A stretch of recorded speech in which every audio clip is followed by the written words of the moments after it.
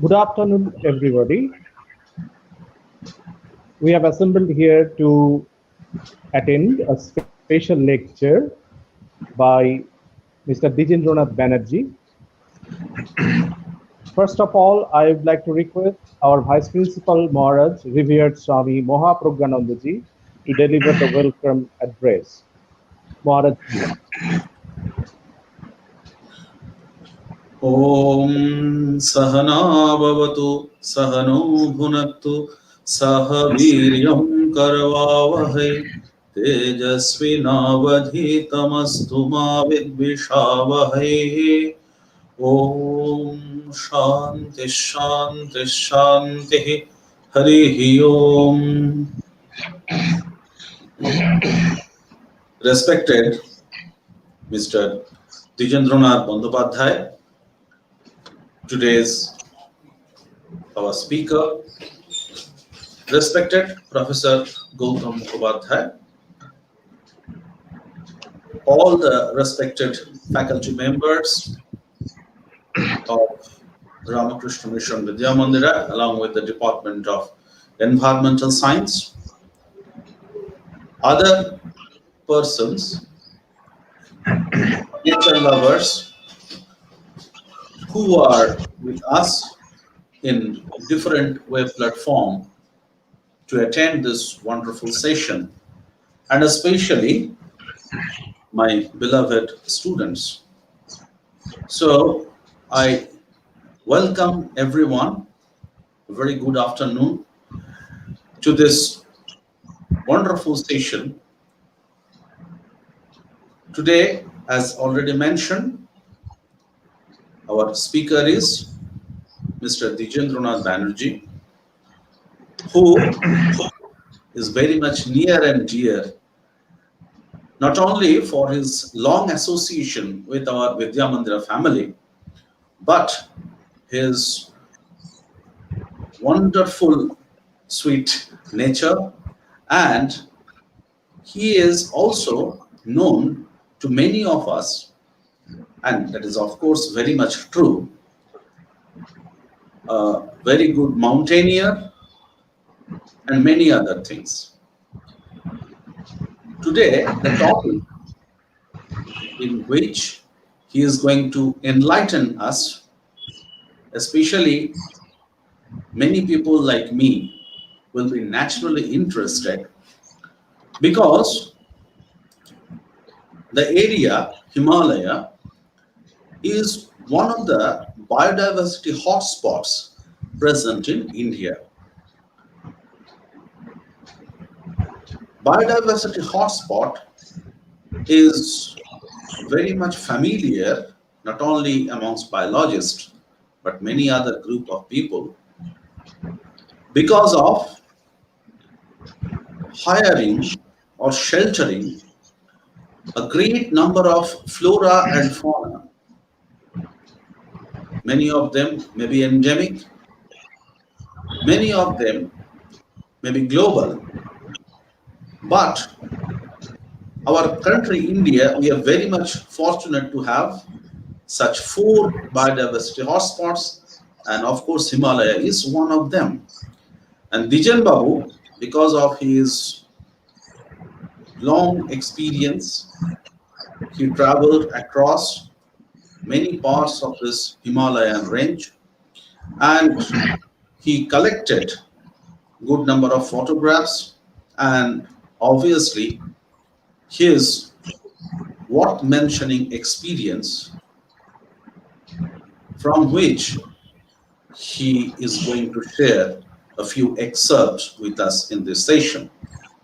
Once again, I welcome Mr. Dwijendra Banerjee and all other faculty members, participants and students, and I wish a great success of this presentation. Thank you.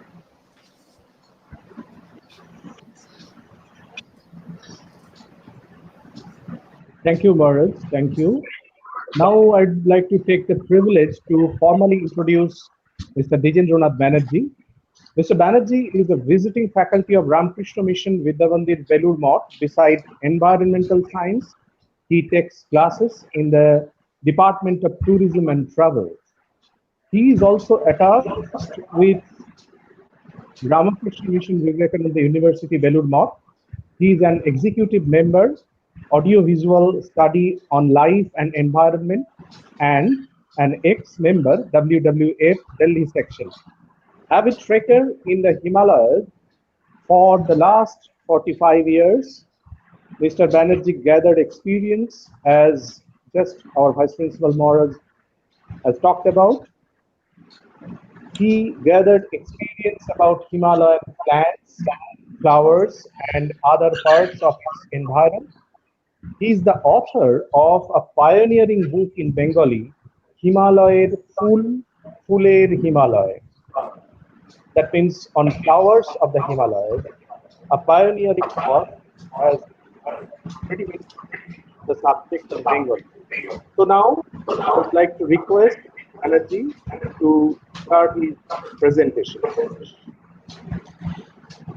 Thank you, Gautam Babu. Thank you, Maharaj. Good afternoon, everybody. I am Dwijendra Nath Banerjee, welcoming all of you for your presence in this web lecture. Today, I shall focus on the topic, the enchanting beauty of the Himalaya. You all know that thousands of visitors come to India from abroad every year only to visit Himalayan region to enjoy of its breathtaking beauty. Not only this, especially in the late 18th century and early 19th to mid 19th century, Mr. William Moorcroft, Dr. Francis Buchanan Hamilton, Dr. John Forbes Riley, Dr. William Griffith, Captain Richard Strachey, Dr.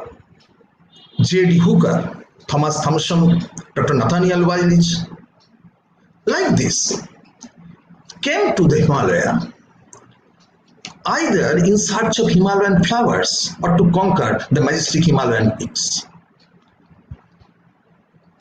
Being charmed at its beauty, Sir J.D. Hooker said, "It is this place where the crystalline air mingles with the fragrance and the color to create a Himalayan symphony." Today, I also show you how attractive, how enchanting our Himalaya is. So, let's go to our main topic. According to the Puranas, as the sun dries the morning dew, so are the sins of men dissipated at the sight of the Himalaya. Yes, it is the ultimate thought of every Indian. Eminent geologist K.S. Baldia wrote in his book, The Dynamic Himalaya, he wrote, dwarfing all other mountains of the world in sheer height, the Himalaya, the almighty Himalaya is truly called the Nagadhiraj, a colossus among the high mountains of the world. The astonishing gentle topography with its hurrying streams, whispering woods, because if you go to the Himalaya and when you enter into the jungle, when the gentle breeze is blowing, you will hear the murmuring sound, whispering sound, as if the forest is speaking with you.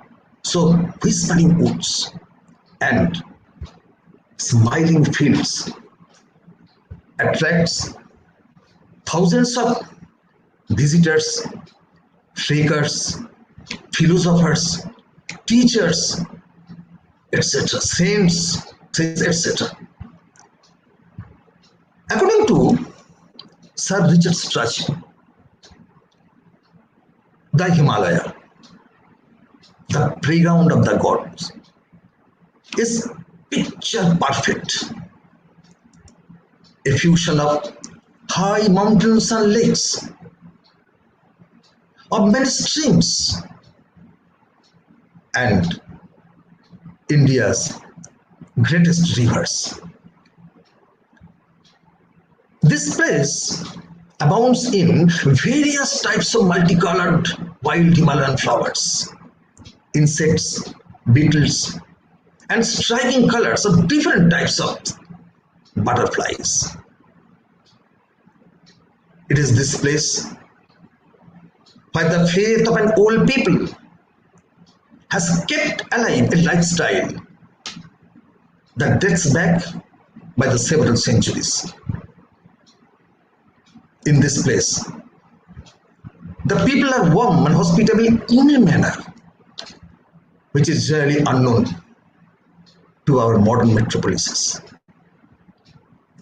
This Himalayan ecosystem is one of the most and threatened life support system on earth. Nearly 300 million people live in the shadow of the Himalaya. Unfortunately, the Himalaya is facing the worst ever environmental crisis. Just 46 years ago, when I first went to Haridwar, Harkiperi Ghat, at that time Harkiperi Ghat was adorned with snow-capped mountains. It is rarely seen nowadays for its excessive air pollution or environmental pollution. At that time, few people used to go to Kedarnath. There was no cell phone, no earphone, no sound from radio or tape recorder at the chattis. Perfect silence prevailed everywhere. As you see, a few pilgrims were approaching the shrine with reverence. Kedarnath was totally snowbound at that time. This photograph was taken 46 years ago, mind that.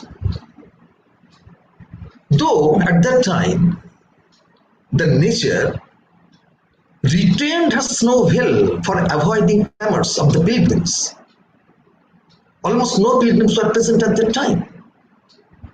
Really unbroken silence prevailed everywhere. Pin-drop silence prevailed everywhere. There was no man-induced environmental pollution and no severe impact of global warming. The 2,400 km long and 250 to 300 km wide mountain barrier, which rises from 500 meter to 8,000 meter above sea level, vitally affects the atmospheric circulation of Indian subcontinent and controls the climatic conditions here. We all know that southwest monsoon entered in the Himalaya through northeast, and when it enters, it rains 300 centimeter rains, and as it goes to the north, the rainfall gradually decreases. So, depending upon the variations of rainfall and climatic conditions, different types of endemic species are found in entire Himalayan region. So what is endemic? Endemic means this species that do not want to leave its own habitat. That is not found elsewhere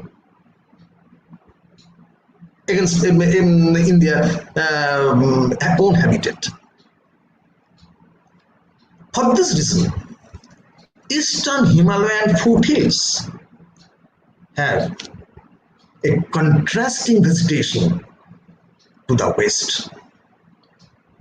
In the eastern part, moisture-loving plants like mosses, fern, oak, orchids, rhododendrons, ericemas are seen in this area. There are 26 species of bamboos available here. As it goes on to the north, it generally decreases. You cannot find any single species in the Ladakh region. There are several types of ferns available here. Most notable fern species are tree fern and basket fern. Tree fern is easily available in Sikkim and northeastern states, but basket fern are not easily available. It is only available in the dense forest of Meghalaya and Arunachal Pradesh. You just see. But this appearance is totally spectacular. How beautiful to look at. This is Abyss densa. It is also called as East Himalayan fir. There are generally two firs that are available in the Himalayan region. The one thing is Abyss densa and the other is Abyss pindro, which is called West Himalayan fir. In Nepal, it is called Gobresilla. This beautiful looking dark blue cylindrical part of the plant is called strobilus or cone. Heavy rainfall and humid climate is ideal for its growth. India is home for more than 1,200 species of orchids. High number of orchids is recorded from Arunachal Pradesh, different species, high number with more than 600 species, followed by Sikkim, 500 species, more than, and West Bengal in the Darjeeling Himalayan area have also a very high species concentration with 500 species. Arunachal Pradesh is called the orchid state of India.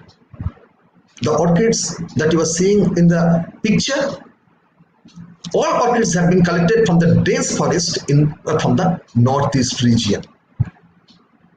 And you will be astonished to know that Cambodia has the largest number of orchids in the world. You must have heard the name of rhododendron. Rhododendron plays a very important part in the floral community of the Himalayan region. So what is the actual meaning of rhododendron? If we analyze the word rhododendron, rhododendron means rose. Rhodon means rose. Dendrons means tree. So it is rose tree. As the flower is looking like rose, so it is rose tree. The Romans generally called it as rose tree, so it is called as rhododendron. The history of Himalayan rhododendron commences with the visit of Captain Hardik to the Shivalik mountains of Srinagar, Kashmir in the year 1796. 1796, please note 1796, where he encountered rhododendron arboreum. This is rhododendron arboreum. This was discovered in the year 1796. 87 species of rhododendron have been documented in the Indian Himalayan region. Out of 87 species, more than 80% species are available in northeastern states, in the seven sister states. Species like rhododendron arboreum, rhododendron campanulatum, rhododendron barbatum are generally seen in different parts of the Himalaya. Visitors commonly see it where they want to go. They found it all the species. Erythema, what common people call snake plant. Erythema is famous for its peculiar shape. It looks like snake. This peculiar shape protects them from being eaten up by the predatory animals. 40 species have been discovered in the Himalayas so far, though I have seen only 10 to 15 species at the time while I was engaged in research work in the Himalayan region. And those species are Erythema griffithii, Erythema propinquum, Erythema costatum, Erythema hookarium, Erythema intermedium, Erythema flavium, Erythema tortuosum, Erythema nipendoides, Erythema jacqueminti, Erythema erubescens, and there are so many species like this. This is Erythema propinquum, and this is Erythema nipendoides. Botanists generally call this as cobra plant, as if cobra is about to strike. So it is cobra plant. And this is Erythema griffithii, elephant-like ear, elephant ear-like. Always remember that Erythema, this species, different species are available right from eastern part of the Himalaya to Ladakh region. Species may be different, but genus is available. In the west, in the western part of the Himalaya, the western Himalaya panorama is dominated by pine, fir, birch, poplar, maple, and different types of spectacular high altitude flowers. This is Populus ciliata, which we call Himalayan poplar. It is a large deciduous tree with tall, clean, you just see the trunk, tall, clean, straight trunk with rounded crown. At the fall time, it looks spectacular. And so at the fall time in Western Himalaya, hundreds of visitors generally go to Ladakh just to see the spectacular view of the poplar. And at that time, the entire western part of the Himalayas turned into a fairyland. There are so many high altitude flowers. In Bengal, you know, Fen Kamal and Brahma Kamal. This is Fen Kamal. Botanically, it is called Sosuria simpsoniana. And this is Sosuria graminifolia. Its leaves is grass-like. And this is also Sosuria gossipifera. These are all high altitude flowers. This is a very sacred plant to Kashmiris. Generally, they respect these flowers. Generally, they called as Jogi Padoshaho. They generally grow on the rocky slopes of the high alpine areas. This is Riam nobile. I did not find anywhere else in Indian territory. It may be available, but I didn't see. This is available generally in the remote area of Nepal. If you go to Dolpur region, and you can find it. It generally grows on the boulder zone in the very rocky area, and moisture loving plant it is.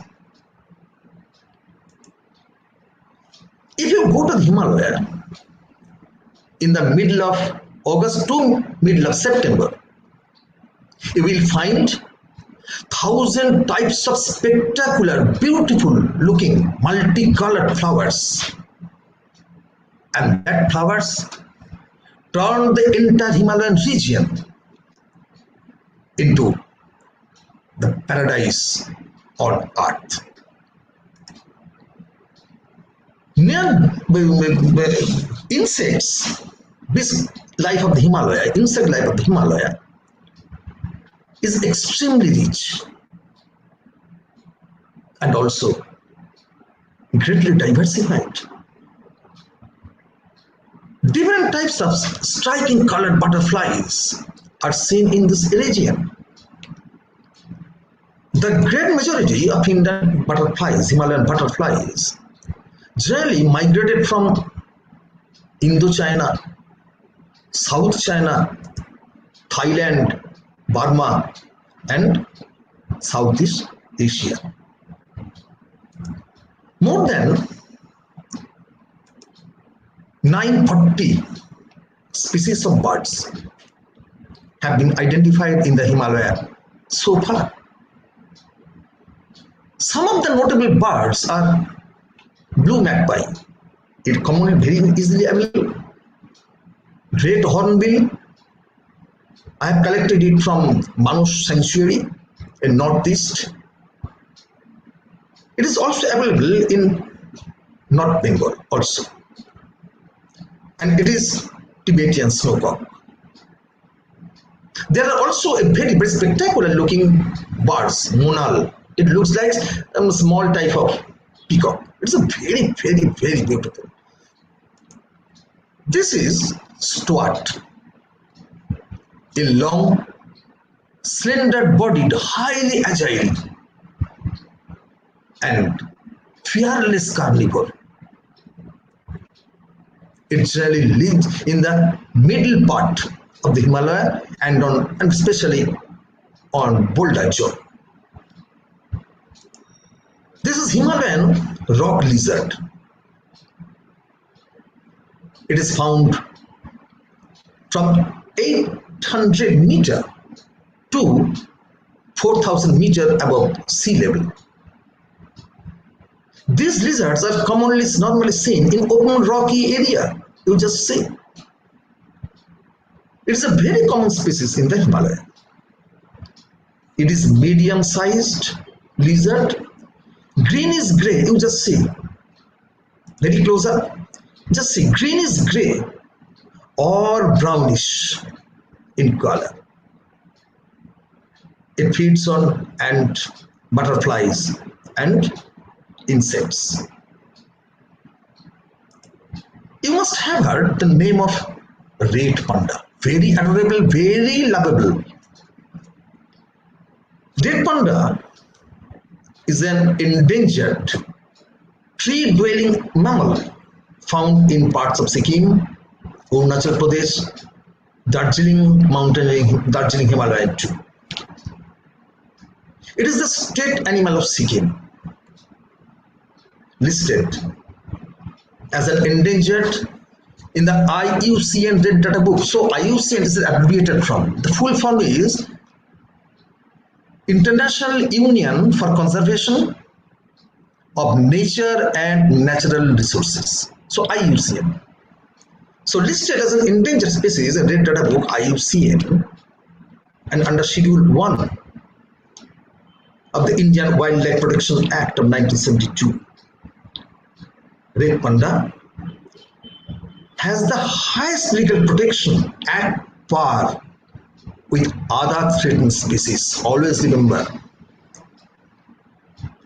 Blue sheep, generally common people called as Howrah.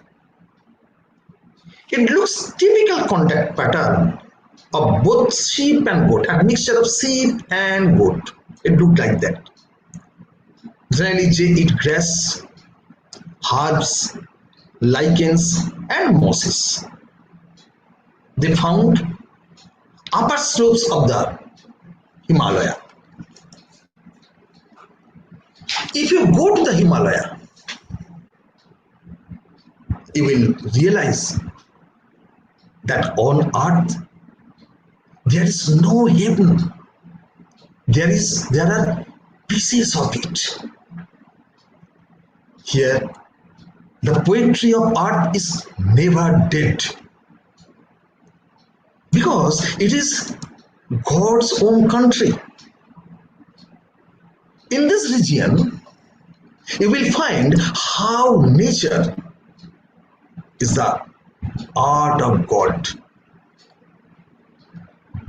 When clouds curl over rain-drenched village, it looks like painting on canvas. Its topography is spectacular, very attractive, full of patterns. There are so many patterns in it. Patterns on the top of patterns, patterns that affect other patterns, patterns hidden by patterns, patterns within the patterns. So, from this point of view, it is clear that there is no better designer than nature. And you can realize it if you go to the Himalaya. In the eastern part of the Himalaya, the forgottens turn the entire region into a magical kingdom. In this abode of God, autumn is the second spring, when every leaf is a flower.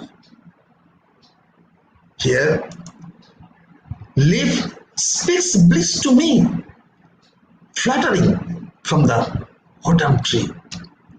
If you enter into the jungle, when you are going through the forest, when the trees adorned with such beautiful appearance, you will be bewildered.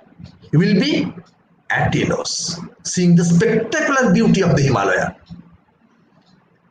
There are so many rivers in the Himalaya. Here, rivers seem a magical thing, a magic thing, a magic moving, living part of the very earth itself. In this region, heaven shines its glory on earth. When you enter in the core area of the Himalaya, it is all very beautiful and magical. A quality that cannot be described. When you enter the core area of the Himalaya, you can feel the pulse beating sound of the Himalaya.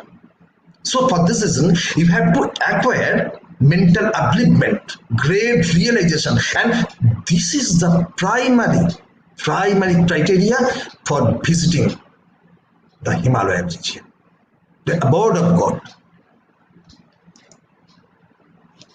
In this region, the presence of eternity, in the presence of eternity, the mountains are as transient as the clouds. When you are wandering in the Himalaya, you will find that mountains are the beginning and the end of all natural scenery.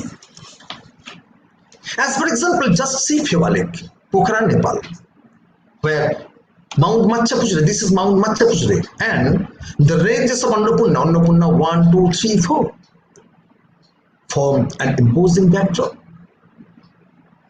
When it rains, then it also looks spectacular. It is hail shower at Mayavati near Lohaghat, where blue pine, Pinus wallichiana, form an imposing backdrop. When I see a waterfall, I think, as long as I live, I will hear waterfalls and birds and winds sing. In some places, waterfalls are exciting because they have power, they have rainbows, they have songs, they have boldness and craziness. What I think, it is my feelings, that there is no better place to find yourself that sitting by a waterfall and listening to its music. Take a break to listen to the song of the winds. Talk to the whispering trees. Feel the love of flowers. Dance with the dancing leaves. And enjoy the tranquility and serenity of nature. I do believe that a wise man knows that it is better to sit on the banks of a remote mountain stream than to be the emperor of the whole world. In this nature's paradise, nature lovers can get mesmerized by awe-inspiring beauty of the meandering and scintillating river. We should always remember that a good river is nature's life work in song, not any other, in song. Seeing the Ganges in the Himalaya, Swami Vivekananda said, Gita and Ganga constitute between themselves the sense of Hinduism. One is theory and the other is practice. So what a great realization it was. This turbulent river channel flowing through the gorges. It is available in Jammu region or in northern part of India. You see what is a spectacular sight in it. Nature is painting for us day after day pictures of infinite beauty. The misty appearance had turned the entire atmosphere elusive. In all things of nature, if you go to the Himalaya or when you are walking to and fro, in all things of nature, there is something of the marvelous, and it is rarely seen in the Himalaya. Mother Nature is always speaking. She speaks in a language understood within the peaceful mind of the sincere observer. In this place, where meditation is listening to the divine within, here the sky is blue, the sun is in the heaven, the mountains and the snow-capped peaks that touches the sky are eternal, omnipotent. There's so many jatras held every year in the Himalayan region. There are like Ramannath Jatra, Kedarnath Jatra, Hudmata Tishnanda Jatra, Nanda Devi Jatra. There are so many jatras. But some of jatras passes through spectacular and panoramic mountainscapes. There are so many shrines like Kedarnath, Badrinath, Gangotri, Jamunotri, etc. And hundreds of temples are situated here and there in every nook and corner of the Himalaya.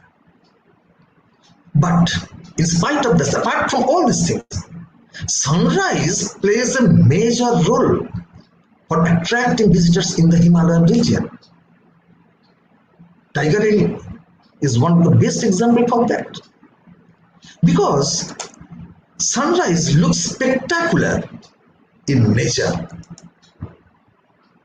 Sunrise looks spectacular in the photos. Sunrise looks spectacular in our dreams. Sunrise looks spectacular in our paintings because it is spectacular.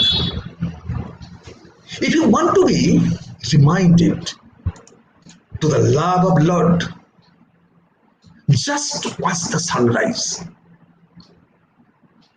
Every sunrise brings a new day with new hopes for a new beginning. I feel how glorious a greeting the sun gives the mountains.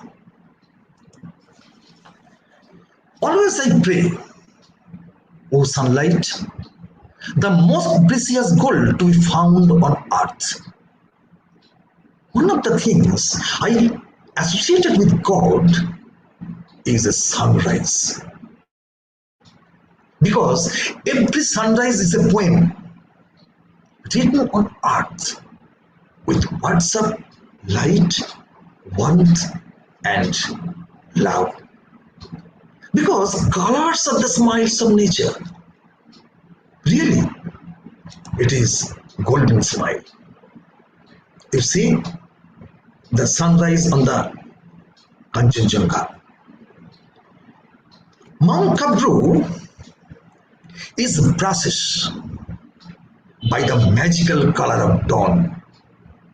Have you just seen the spectacular variation of light? Didn't just see the spectacular variation of light at the same period of time of dawn slopes of the mountains. It's a very spectacular one.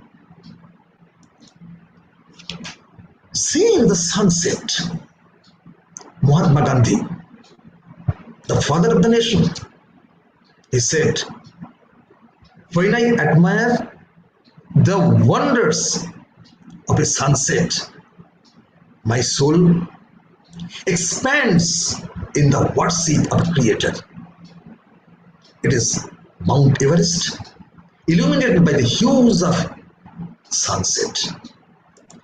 Every sunset brings a promise of a new dawn.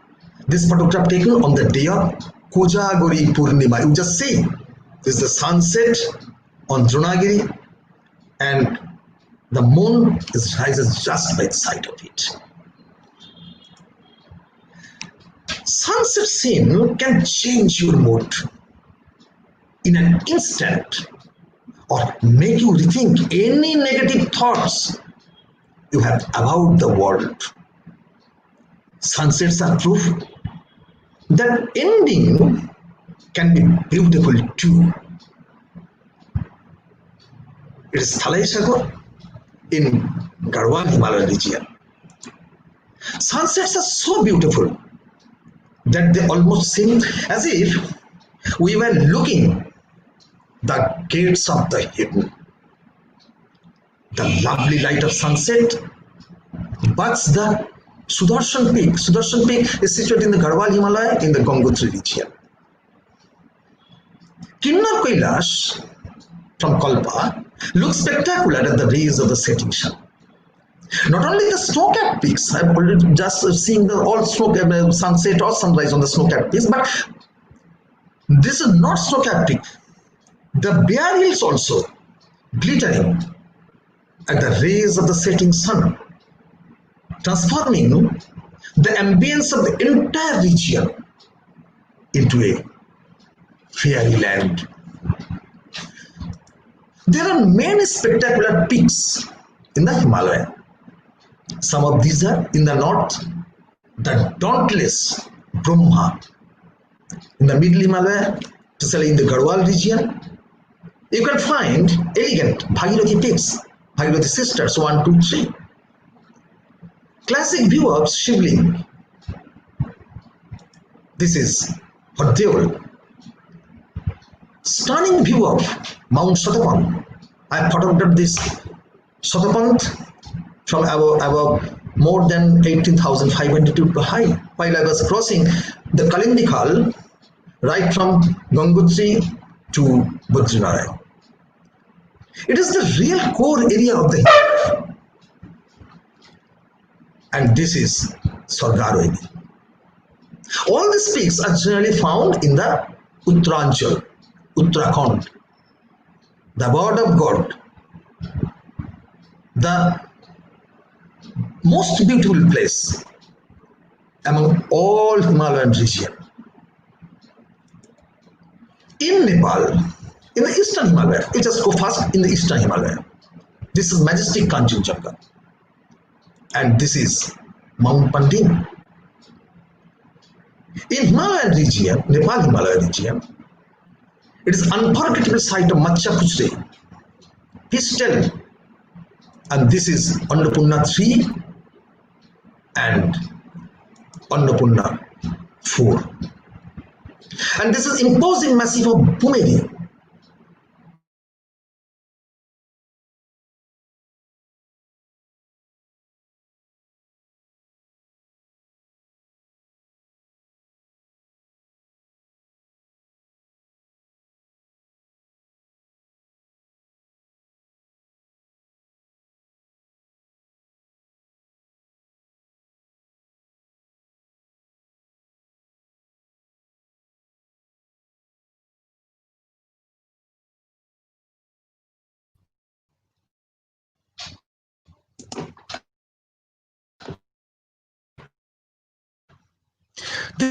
This is Pumeri and this is Amadabala to look at.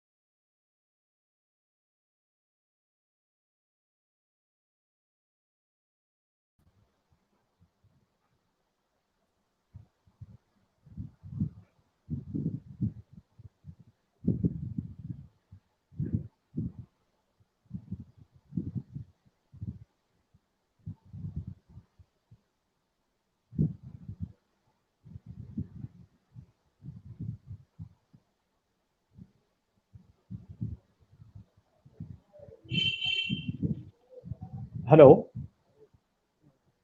Dijan Babu, it's not audible. Dijan Babu, please.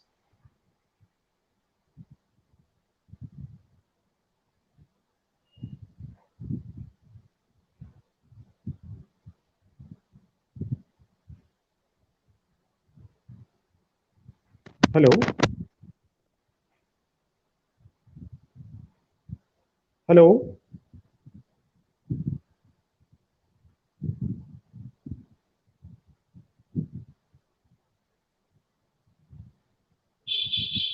Sorry for the interruption. Perhaps we have lost our connection with the speaker.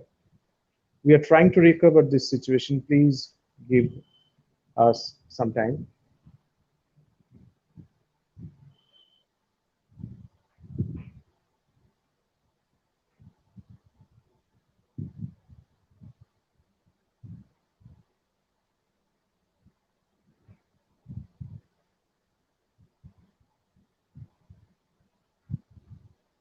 So, no, finally, we have lost the connection.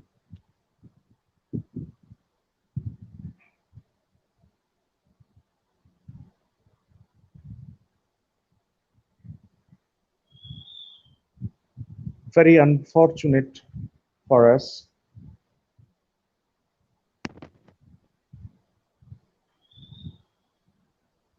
So now I would like to request Brahmachari Jeet Maharaj to take over the situation and give the formal vote of thanks. Give the formal vote of Maharaj Ji. thanks.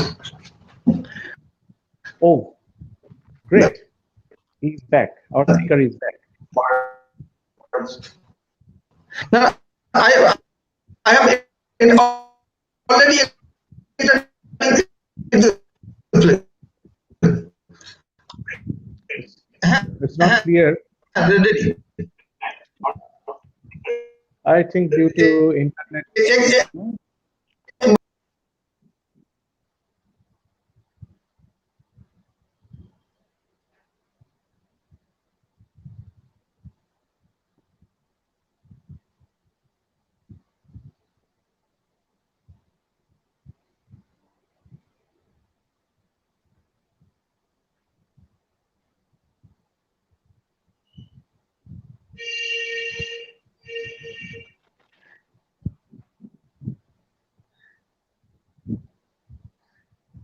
So we have lost our connection again. So Maharaj, please.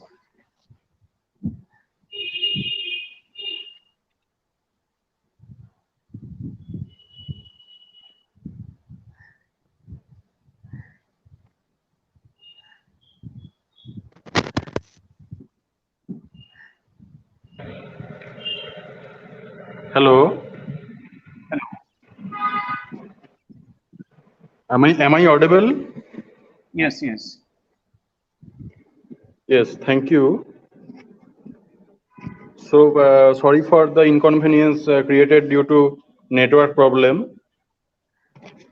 So on the behalf of Ramakrishna Mission Vidyamandira family, I would like to thank Professor Dwijendra Nath Banerjee for giving the nice presentation on the enchanting beauty of the Himalaya.